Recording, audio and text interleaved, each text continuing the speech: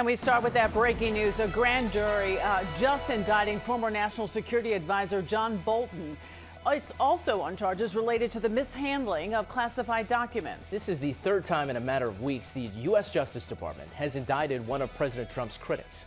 Eyewitness News reporter Josh Einiger in the newsroom with what we know at this hour. Josh? Yeah, Mike, the Trump Justice Department for the third time in just the past few weeks. Another adversary of President Trump's indicted by a federal grand jury, which handed up this indictment just in the last few minutes, and much to the delight of the president.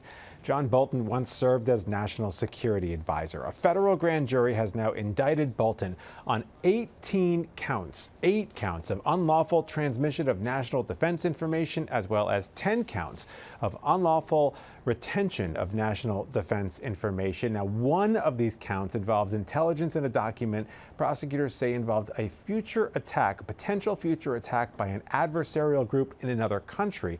Bolton's attorneys have denied he ever mishandled classified information, and they said documents investigators found in his home were no longer considered classified at the time. Bolton served Trump during his first term as National Security Advisor, but broke with the president and said he was unfit for office. In just the past few minutes, Trump himself reacted to news of the indictment. I think he's a bad guy. Yeah, he's a bad guy. It's too bad, but it's the way it goes. The case against him? That's the way it goes, right? That's the way it goes. Will I what? Have you reviewed the case against him? No, I haven't. But I just think he's a bad person.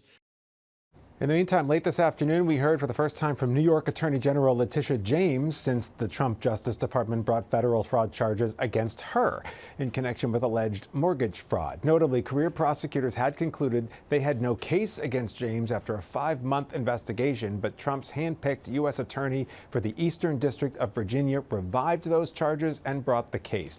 Trump has railed against James and called for her arrest after she successfully convicted him, his family, and his business in a civil fraud case here in New York. Today, James said she is totally innocent. It's baseless. It's nothing more than retribution. Retribution for basically doing my job. For doing my job following a 2-year investigation and a congressional hearing. It wasn't political. It was based on facts and the application of the evidence. And the judgment was sustained. The amount of the disgorgement was what was dismissed. But the judgment remains. And so at this point in time, we will vigorously defend those charges, those baseless charges. And then there's James Comey, the former FBI director who led the Bureau during its investigation of alleged collusion between the Trump campaign and Russia during the 2016 presidential campaign. Last month, Comey, too, was charged in federal court for allegedly making false statements to Congress. He also vigorously denies the allegations.